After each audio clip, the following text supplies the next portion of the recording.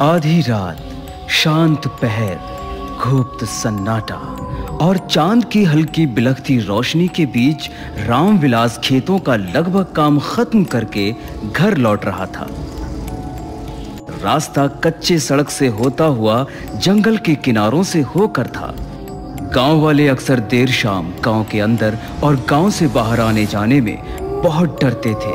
उसका सबसे बड़ा कारण वो जंगल था, वही जंगल जिसमें ना जाने कितनी खुदकुशी करने वाले लोगों की आत्माएं कैद हैं। अब भला कितना सच और कितना झूठ, ये जानते हैं इस कहानी में। आज पूर्णिमा की रात थी।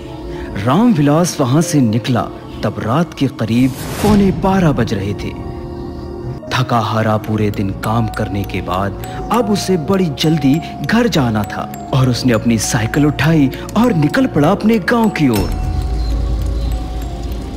पूरे रास्ते रात के सन्नाटे में सिर्फ रामविलास के ही साइकिल की आवाज गूंज रही थी।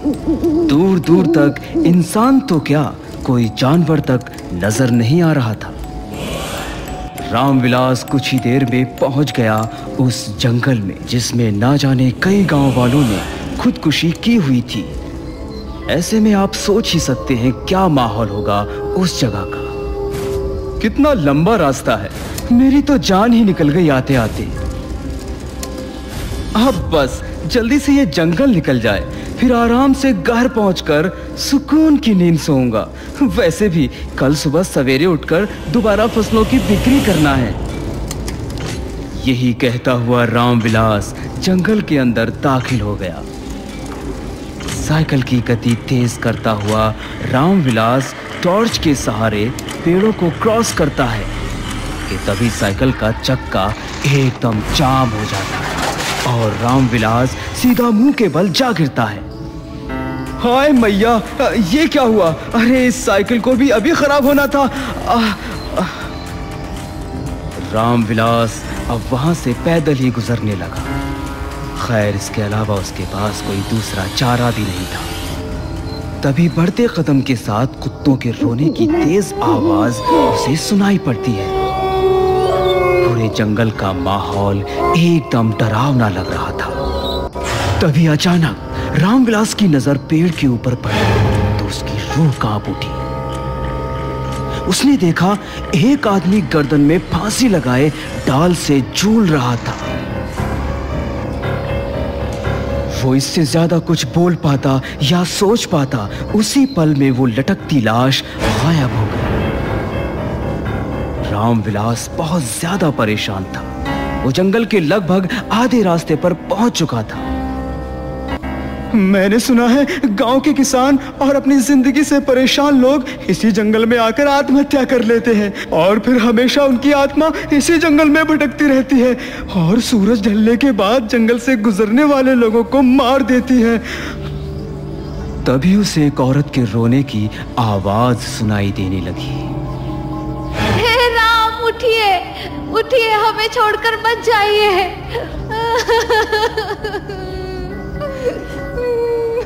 यही आवाज लगातार रामविलास के कानों पर पड़ रही थी।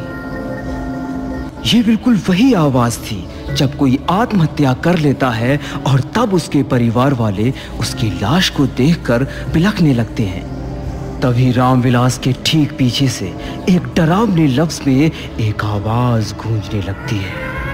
रामविलास, हमको भूल गया रामविलास, हम तुम्हारे दोस्त, याद है ना उस रात क्या हुआ था? ये आवाज सुनकर रामविलास का पसीना छूटने लगा। वो भगवान का नाम लेता हुआ चलता रहा। तभी उसे ऐसा लगा जैसे किसी ने उसके कंधे पर हाथ रखा हो। उसका डर और दहशत में बदल गया।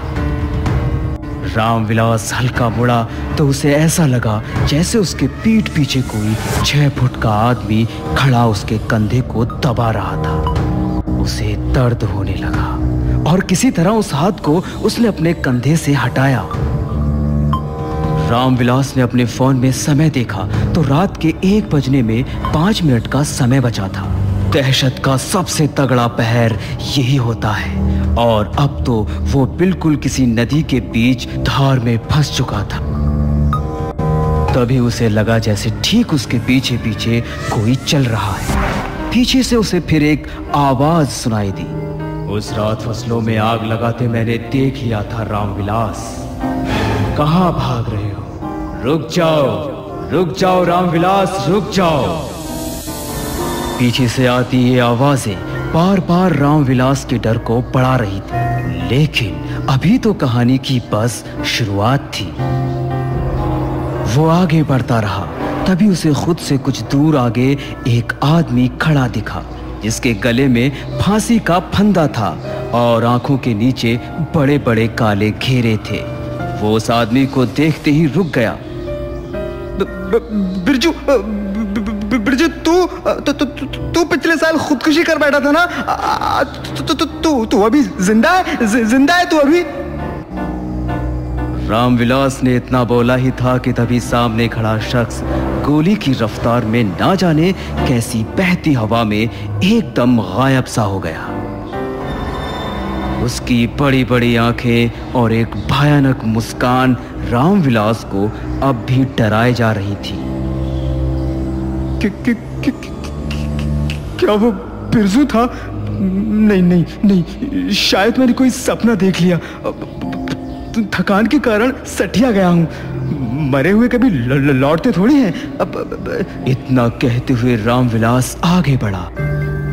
वो 4 कदम चला ही था कि एक खतरनाक आवाज में किसी ने पीछे से बोला, मरे हुए भी लौटते हैं जब उन्हें बदला लेना होता है।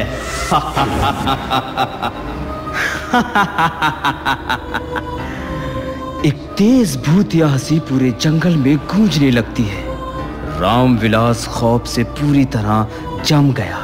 तभी सन से एक तेज हवा का झोंका बिल्कुल उसके करीब से गुजर गया और इसके तुरंत बाद उसे उन जंगल के पेड़ों पर कोई भागता दिखा। रात के इस घने कोहरे वाले माहौल में वो अकेला शख्स सिर्फ भगवान को याद कर सकता था, तो वहां से आगे चलता गया।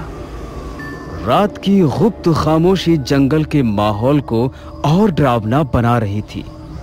तभी बिजली कड़कने लगी। लगता है बारिश तेज होने वाली है, जल्दी निकलना होगा। ये कहकर रामविलास तेजी से भागने लगा। वो भाग ही रहा था कि तभी कड़कड़ाती बिजली की रोशनी में उसे सामने बिरजू दिखा। इस बार बिरजू की वो खौफनाक शक्ल देखकर रामविलास लड़खड़ा गया और जमीन पर गिर गया। रामविलास पता नहीं क्यों जमीन से उठ ही नहीं पा रहा था। ऐसा लग रहा था वो जमीन से चिपक गया। तभी बिरजू धीरे धीरे रामविलास की तरफ बढ़ रहा था। बिरजू की आंखें पूरी सफेद थी और गले पर गहरे चोट के निशान थे, जिसे ये साफ पता चल रहा था कि बिरजू की मौत फांसी पे लटकने के कारण हुई है। मैं तेरा दोस्त हूँ बिरजू। अरे यार जाने देना बिरजू, मैं तेरा दोस्त हूँ। रामविलास की इन बातों को सुनकर बिरजू का प्रेत जोरों से हंसने लगा और बोला, मुझे मेरे परिवार से अलग कर दिया, दुनिया से अलग कर दिया, और अब मुझे कह रहा है कि मैं तुझे छोड़ दूं, जाने दूं। ऐसे कैसे? इतना कहते ही बिरजू के प्रेत ने रामविलास को हवा में उछालते हुए सीधा पीपल के पेड़ से उल्टा टांग दिया और बोला, देख रामविलास, इस पेड़ को देख। तेरे कारण ही उस रात मैंने इस पेड़ से फांसी लगाकर तड़प तड़प कर खुद की जान ले ली थी।